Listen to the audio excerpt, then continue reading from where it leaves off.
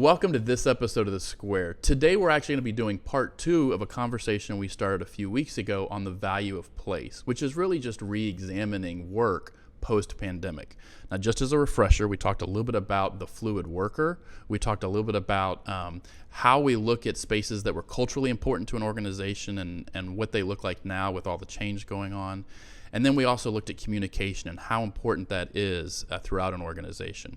So today I'm joined with Emily Strain. Thank you for being back, Emily. Yeah, thanks for having me. For those of you that don't remember, Emily is our Director of Workplace Strategy. We're also joined with Lindsay. Thank you so much for being back here, Lindsay. My pleasure. Lindsay is the Interior Market Sector Lead, and then we're really excited to have Dr. Tracy Brower. Thank you for being here. Thanks for having me. And so Dr. Brower is actually a principal with the applied research team at Steelcase and is also a contributor to Forbes.com and to Fast Company. So, Lindsay, tell me a little bit about why you felt it was important to have a part 2 of this conversation. Absolutely. In part 1 of the value of place, we just barely started touching on some issues that I think are so important, and that are the issues of trust and belonging and mental health and well-being and how the workplace can contribute to that. And so I wanted to get this group together to dig further into those particular issues when we talk about the value of the workplace in the future. So Tracy, tell me a little bit about your connection to work in the workplace. Yeah, absolutely. Well, working for Steelcase, for sure, we're so about research. And we've actually talked to 331 groups over the last few months or so and constantly talking and learning with clients about how it's going. And my personal research is around the sociology of work. So really, really steeped in this area. Awesome. Emily, obviously, Director of Workplace Strategy. This is something that's going to have a big impact. Tell me a little bit about that. Yeah, absolutely. So it's always been important to me personally to create places where our clients thrive. And so right now we're really going through this kind of reinvention of what work is and how place impacts it. Yeah. So really great conversations going on right now. We're also doing research, just trying to figure out what the future looks like. Yeah. So Lindsay, you know, this all kind of started with an article that you read that actually Tracy wrote for Forbes. Tell me a little bit about that article. That's right. Tracy wrote an article in June that was called "Why the Office Simply Can't Go Away, the Compelling Case for the Workplace." And to say that article struck a nerve with Emily and I would be putting it mildly. You know, we felt like someone else felt the same way we did about the really important role of the workplace to how we thrive, how we feel, how we work together, what we create. And so that really started a conversation. And the first thing I wanted to ask Tracy is, you know, here we are many months past when you wrote that article in June. How have your thoughts changed, or have they? Oh, that's such a big deal, isn't it? We're so in this mode of adaptability and figuring our way through this pandemic. I think a couple of things. I think, you know, like in the article, we talk a lot about innovation and the criticality of innovation, but also the criticality of humanity and like just being able to feel connected. And I think those are so important. And 4 months later, 6 months later, they're still even more important. The other thing I think that's really interesting to think about in terms of the office is kind of the intentionality about the way that we work. Like we can think about, oh, I need to be in the office for this meeting or this interaction, but a lot of times it's that interstitial interaction. It's kind of the connective tissue. It's not just the meeting I had with somebody in the conference room. It's the person I ran into on the way to grab another cup of coffee. And I think we can't underestimate the way that our work is kind of braided together. So it's not like I could just perfectly sit at home and do focused work and then perfectly go into the office and do collaborative work. Mm-hmm. That innovation, that humanity come from that braiding and that interconnection of the way that we work across time and within the office. So let me ask then, from where you sit today, do you think that's the highest value of the workplace? I really believe that one of the highest values of the workplace is all about humanity and connection. Like one of the things we know from sociological research is that we absolutely need each other. We are herd animals, we're tribe animals. We talked in the intro here about trust and belonging. And I think we just really, really need each other. We actually get a hit of oxytocin, a really good feel-good neuroscience chemical, which tamps down neuroscience chemicals which cause stress and less well-being. And so we really need this for our collective well-being and for our individual well-being. Well, I think that's a good segue. Emily, you've talked a lot about our need for belonging. Can you tell me a little bit about the role of the workplace in belonging? Yeah, absolutely. I completely agree with what Tracy said. And I think the workplace plays a huge role in belonging because it creates shared experiences. And when we talk about sharing experiences, we really memory is tied to all your senses. So if you think about going to a football game, you're kind of wrapped up in the energy of the crowd and the sounds and the smells and all of that, right? You're creating that shared experience versus when you're sitting at home alone, very sadly watching something on TV. It doesn't really have the same connection, right? Yeah. And so that's why I think value of the workplace is so important to create those connections. We also get a lot of social cues when we're in place together that tell us that we belong. So my son, I was telling you earlier, started kindergarten on Zoom, which is an experience. Yeah. And on his first day, he told me something that just really stuck with me, that he was terrified to speak. Now, my son is never terrified to speak ever. But the thing that I think he experienced, that so many of us experience, is he wasn't getting any of those social cues that he belonged back from that screen of people. Nobody sat by him at lunch. Nobody asked if they could, play with him on the playground. And those things happen to us in the work environment, right? Somebody stops when you're in the break room and says, "Hey, how is your morning going?" They've made the energy, they've taken the time and the social cues to tell you that they care about you and that you belong. And that's the thing that I'm seeing is missing when we're not in physical place together. Well, okay, so then Tracy, you've done a lot of writing and research on the relationship between well-being and work, specifically mental health. What are the challenges that are facing this new stage of work? Yeah, wow. One of the things that I really value, Steelcase as a model of well-being that is not just about physical well-being, but about emotional and cognitive well-being as well.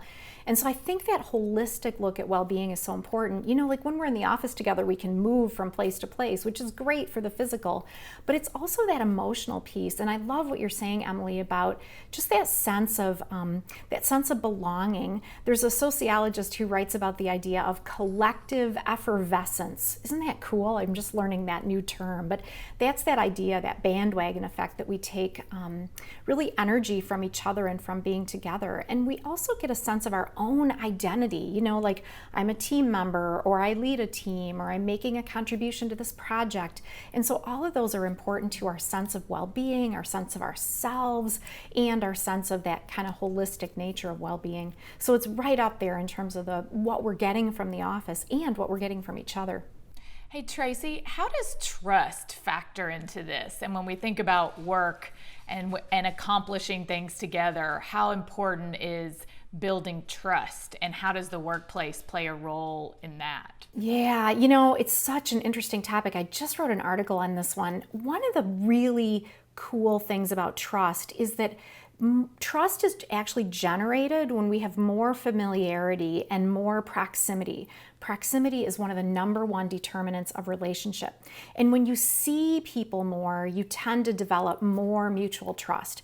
The reason is that we tend to not trust what we don't understand. And when things are unfamiliar or strange, we have a harder time trusting them. So if I see you all the time, I kind of get you, and I can kind of tune in to what's going on with you, whether you're having a great day or whether you need some help on something or whether you're a little off balance that day. And likewise, that tends to build a virtuous or a reinforcing loop in terms of our trust of each other. So the workplace is so important because we have that proximity, we have that regular connection, and we gain that increasing familiarity and that continuing familiarity with staying close with each other. So on that, Emily, have you had any kind of insights on mental well-being and the future of work? Yeah, absolutely. I mean, place is a natural driver of boundaries, and we know that boundaries are important for mental health. So we've been doing some research lately. We're actually in the middle of a qualitative study that's going across the U.S., and we're talking to different workers who are in home, and they have the option to go into an office if they want to. And one of the insights that we've been gathering is that if I leave my house and I go into another place, it really kind of protects the refuge of home. So our brains are sort of wired to associate places with certain behaviors. Right. So I cook in my kitchen, I sleep in my bedroom, I work at my office. Yeah. And so when we take that activity of work, which can sometimes be stressful, Yep. and bring it into the place and the space that we feel that sort of safety, it can create some mental stress in us. And that can lead to some tension. So what I find really interesting is, even though some people have said, yes, I can work from home, I just don't really want to. It's not good for my mental health. So it feels like that would just add some anxiety, and kind of things would feel a little bit off. Yeah. So I would add to that, I spoke a little bit in our first discussion about the absence of all the in-between places. Right. So part of protecting that refuge at home pre-pandemic was we were working in coffee shops, we were working in airline clubs, we were working at all the places in between work and home. And with those gone, we've really kind of completely changed how we're living our lives. And those boundaries that Emily spoke about have become more blurred than ever before. Well, the other thing that you spoke about were not just the in-between places outside of the office, but those places that were inside the office that were kind of culturally relevant. How do those play in? Absolutely. I mean, missing gatherings. So many organizations that we work with have really important kind of touchstone events in their companies, and primarily those focused around some sort of gathering, whether it was how they celebrated or how they communicated information in person. And I think we're also suffering from missing those interactions and trying to replace them in a completely virtual way. But I'd love Tracy's opinion on this idea of boundaries in place. Yeah, oh my gosh, I'm loving what both Emily and Lindsay are both saying. I think that, what's really interesting is if you look at the research on work life, right? Like, it's always been about, how do I leave work at work? How do I leave work behind? How do I make sure that I'm setting this boundary for home? And I think what we're hearing also from people is, I got a lot of home right now. I'd like a little distance from home. And so there's just something really healthy about a little bit of separation and, the right amount of integration, the right amount of boundary, the right amount of separation is different for everyone and very individual. But there's some separation that's really, really healthy. And we want to be careful about what we bring into the home in terms of stress, and also careful in terms of how we think about spaces and how we think about also the variety, right? Like, there's something that's difficult about always being in the same place. I'm shopping at home, I'm eating at home, I'm working out at home, I'm working at home. Just because I can do all those things doesn't mean I should. So I think that relates to what both of you are talking about. I think it's interesting how that kind of transcends where you are in your life journey too. I mean, I've heard the exact same thing from friends of mine that are single, that are at home by themselves, versus friends that are married with kids, because I think a lot of focus gets on the people that have kids at home because of school and a lot of other things. But it's interesting how that kind of transcends all different layers. Yeah, I think just because I can doesn't mean I should is kind of the headline. Yes.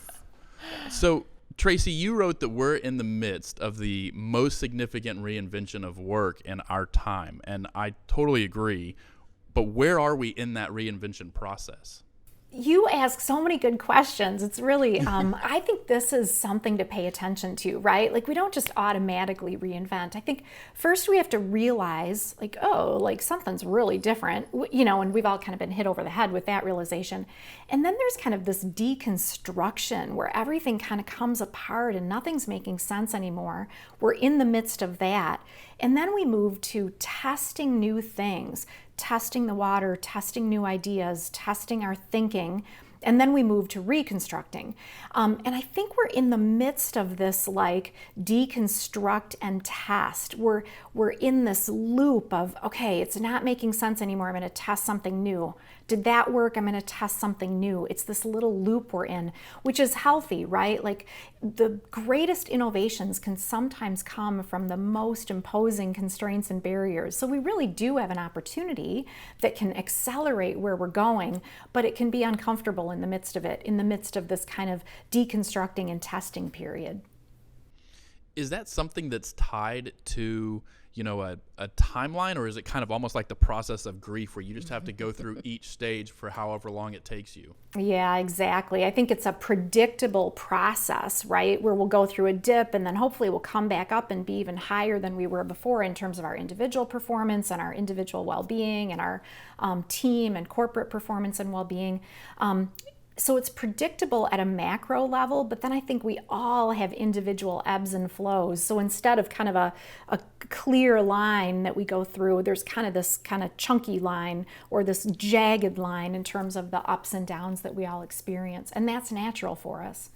As we think through the impact on individuals, you recently wrote about this idea of temporal disintegration. Tell me a little bit about that and its effect. Oh, right. Like, so this is where none of us know what day it is, where we're all like, we feel like we're in this dystopian novel or this surreal landscape. And it's actually a real thing. This idea of, we've talked a little bit about cognitive dissonance. The things that we expect are really different than the things that are playing out, even like minute to minute or day to day or week to week. Temporal disintegration is the sense of where time changes its pace, things go slowly or things go really quickly, and we just lose our sense of orientation. We lose our sense of equilibrium. And so even though we're kind of pulling ourselves up by our bootstraps and getting through, we're kind of losing track of the days and the weeks and the weekends kind of mixed together. That is that idea of temporal disintegration. And the thing that's funny about it is that it causes us to second guess what we're doing. It causes us to have to think harder about ordinary tasks that maybe are usually easier for us. And so it just introduces friction into the day. And it also, I guess, can introduce some bonding because we can say to each other, I don't know what day it is either. So it's just a weird and interesting time. It feels like the first 2 months after both of my boys were born, I had temporal disintegration. Somebody called That's it actually a Blur's really Day. great point because when you're sleep deprived, your brain is working differently. And that idea of temporal disintegration actually comes from like substance abuse or mental health issues where your brain is just working differently. So that's a perfect analogy. I love that. So Emily, what do you think is the question you get asked most frequently about the future of workplace? Honestly? Yeah. What are all your other clients doing? And I think that spoke to exactly what Tracy just said about this idea of testing and moving forward. At first everybody wanted to know, how do I bring people safely back? And now the conversation has really turned into, what's the future of the workplace? What does that testing process look like? How do we know what to test?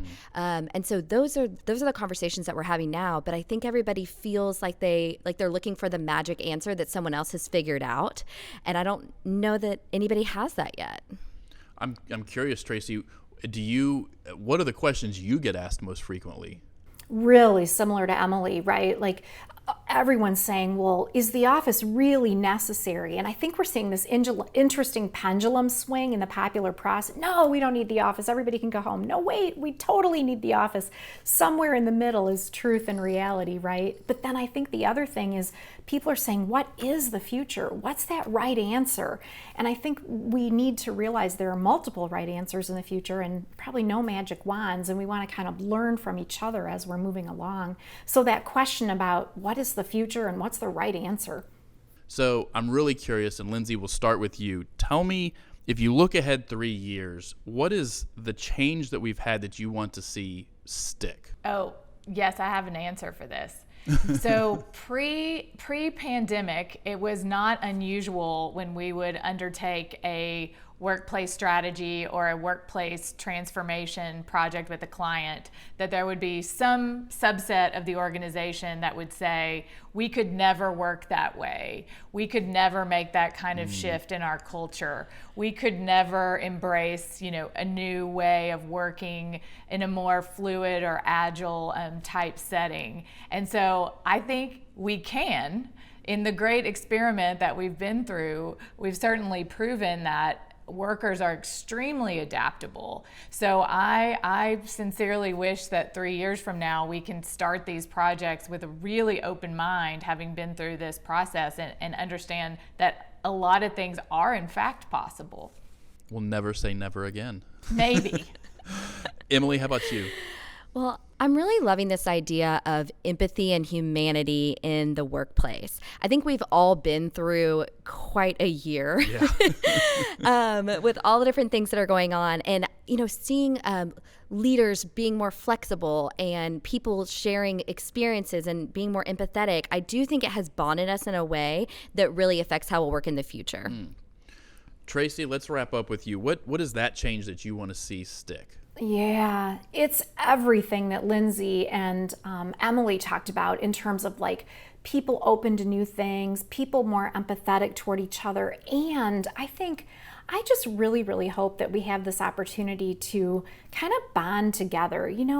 When you face a common enemy, that's a really great impetus for people to come together and feel a greater sense of, togetherness or unity. It's not just kumbaya. That's good too, but it's really that sense that we're in this together, that we can make it through, and that our different points of view actually make us stronger over the long term. So hopefully it's a little bit about that bonding and about that kind of stick-to-itiveness at a collective level.